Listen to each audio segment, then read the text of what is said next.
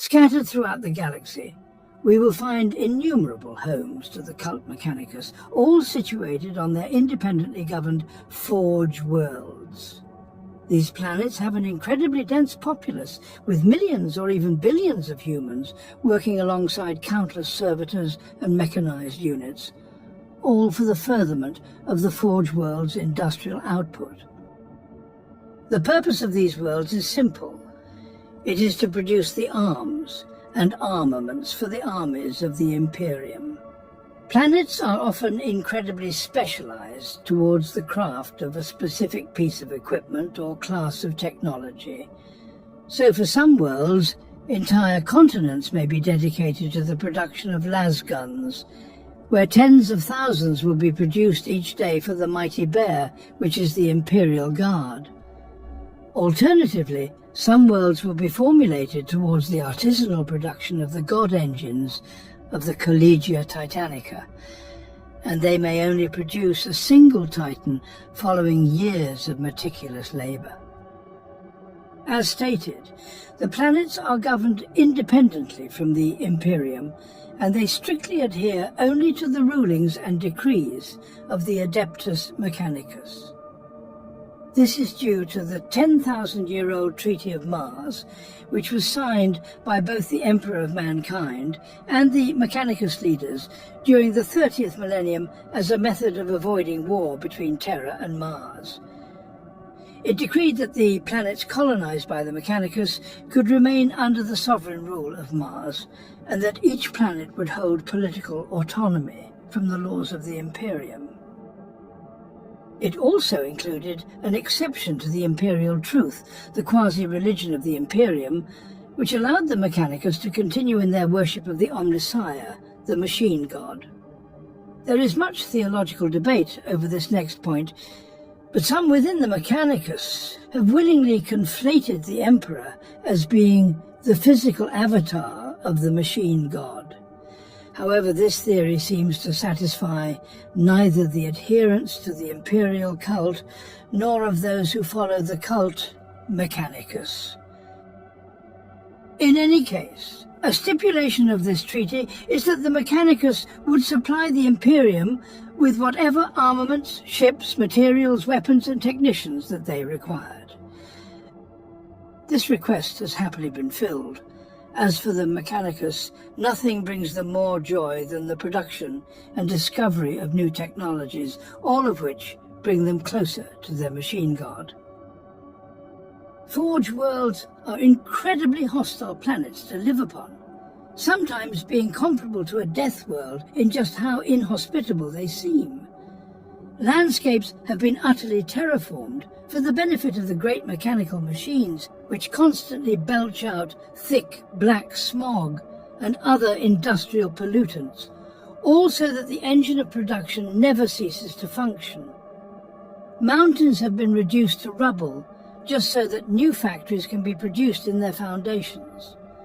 Entire swathes of what was previously verdant grassland have been dug up, and enormous tunnels have been dug underneath, purely to store the vast coolant systems which prevent these factories from overheating. Even more natural features of a planet will be taken and mechanically modified to suit the needs of the machine. Volcanoes will be adapted into massive furnaces, with the very core of the planet being stoked to produce greater and more intense heats.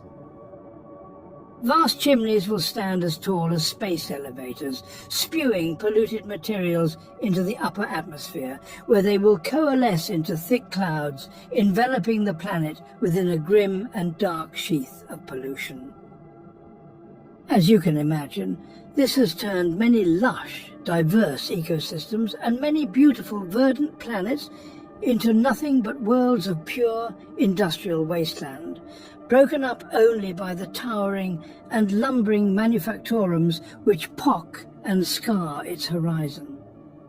The constant swell of forges, the churning of raw materials, and the roar of 1,000,000 industrial engines produces an incomprehensible level of pollution upon the planet. Indigenous life is almost entirely eradicated, with only the hardiest and most resilient of insects somehow surviving deep within the irradiated sands. Acid rain is a common and near-constant phenomenon, halted only by atmospheric scrubbers, which are sparingly activated. Harsh winds carry immense sandstorms with them, and thanks to the sheer level of industry upon the planet, small shards of metal and glass are almost always carried within the sand, making them incredibly dangerous for any unarmoured, uncovered individuals lost within them. Some planets will be dedicated to the production of weapons or machinery which require the use of radioactive materials. These worlds can become so saturated by radiation that they are simply uninhabitable to humans, and as such, they are completely relegated to being operated by servitors, highly modified tech priests, and Skitarii forces. It does not dissuade the Mechanicus to rule over an irradiated world, so long as they can continue in the production of their mechanical wonders and that the radiation does not result in a reduction in build efficiency, then it will not bother them. All they will need to change is to implement a rad scrubbing protocol for all exported materials, and production will resume with haste. Technology upon these worlds is found in abundance, but it is kept under the shroud of fear, where most will be kept far from understanding its true workings.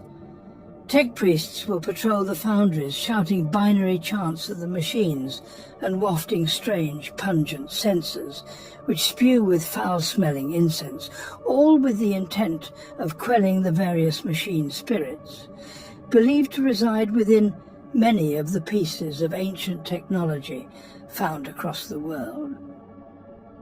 Some of these technologies utilized on the Forge worlds are incredibly rare and are seldom found anywhere else within the galaxy. Entire cities or foundries may be built upon tracks which constantly carry the structure across the planet's surface, just to move it away from the pollution which it has produced. Huge sky cranes and space elevators jut out from the planet's surface, connecting to orbital ring structures which surround the world like a skeletal, mechanical halo. This is often where spaceports and orbital docks will be found, and it is here that new ships of the Imperial Navy will be produced en masse. The canvas of the planet will be partitioned and divided, broken up into sprawling foundries, each a domain of pure and ceaseless industry. They will be dedicated to a small part of something greater than themselves. A factory may produce nothing but a single screw, but rest assured, if the Mechanicus decrees that it is a vital piece, then that factory will remain in use for the foreseeable future, almost certainly outlasting the lives of the poor workers within it. Living in the shadow of the machine is an incredibly harsh and unenviable existence. Humans born upon these worlds are collected and quantified by the biologist tech priests, who will record every aspect of the child in order to determine their best position within the Forge world. Only in few, select circumstances this will be done based on physical ability. For most, they are to be given a role wherever one is required, and upon growing to a suitable age, they will leave their families or orphanages to take up their tools, and will live the rest of their lives in constant labor. During childhood, or even early adolescence, some promising individuals may be taken away for induction within the holy temples of the machine god. Here, they will take up the teachings of the tech priests, and in time, they will join their ranks as a fully fledged member of the Cult Mechanicus. In time, those fervent followers will begin to cybernetically replace aspects of their body with mechanical components. They're taught to despise the weakness of flesh, and instilled within them will be a holy mission of aspiring towards becoming fully cybernetic, all to bring them closer to the blessed machine. Some children who are seen to be particularly physically gifted will be removed from the worker pools and will be placed within initiation and training camps for the Skitarii.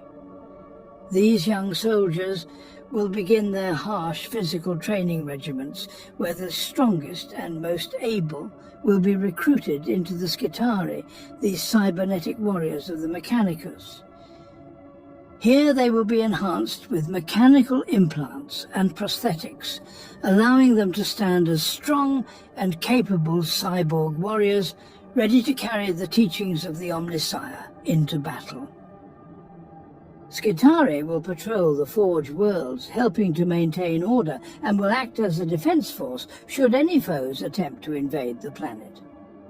They will also act as the bodyguards to senior tech priests on explorator missions, where the Mechanicus will send an expedition to a long-lost world in the pursuit of promising rumors of ancient technologies, or even a fabled STC fragment. Now, not every human will be born with the ability to carry out the previously discussed roles, and some may fail during their training, or even become injured and incapable from working in the dangerous foundries. Life and labour will not cease for these individuals. Any human can be modified into a servitor should their bodies begin to fail them. This may start with simple prosthetic replacements for lost limbs, but for some who have committed crimes against the Omnissiah, or for those who have become too damaged to fully save, then their brains can also be replaced by cybernetic implants, making them mindless, lobotomized workers who will remain in use until they eventually and finally expire. Once a human or servitor finally breaks down for the final time and is unable to be rebuilt into a labor unit, then their bodies will be harvested and reclaimed for what few valuable resources remain upon it. Cybernetic components will be sterilized and replaced on others, destined to become servitors themselves.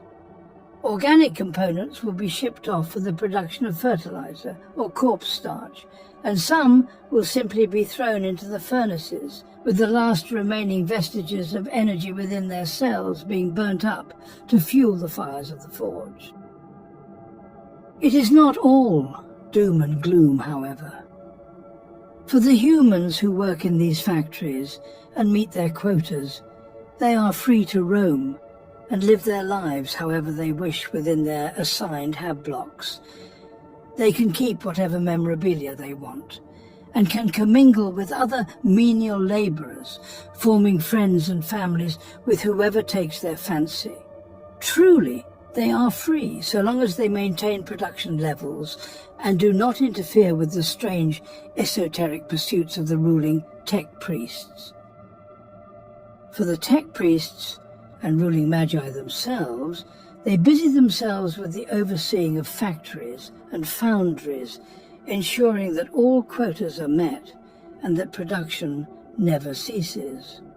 They delve themselves into the arcana of the cult Mechanicus, finding new ways to worship the Omnissiah, often by replacing more and more of their physical bodies with implants, until they resemble nothing but a hulking mass of machinery, with odd limbs and coils jutting from their hunched and burdened frames.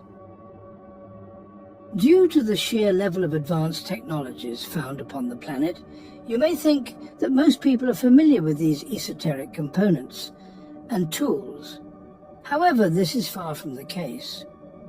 Even upon these worlds, the Imperium still fears technology, and so the vast majority of menial workers do their best to distance themselves from that which they do not understand.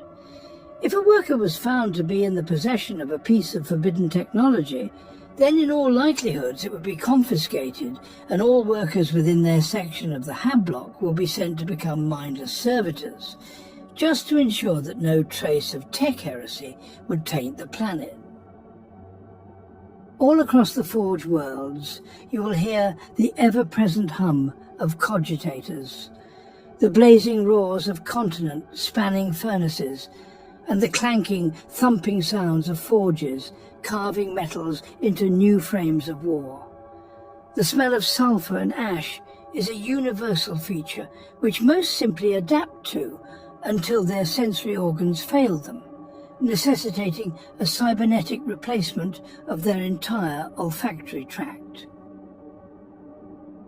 These worlds stand to fuel the war machine of the Imperium, and to continue in the teachings and worship of the machine god.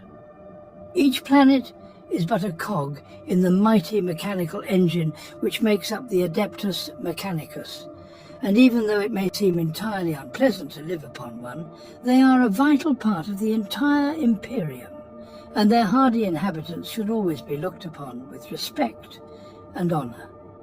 Praise be the Omnissiah,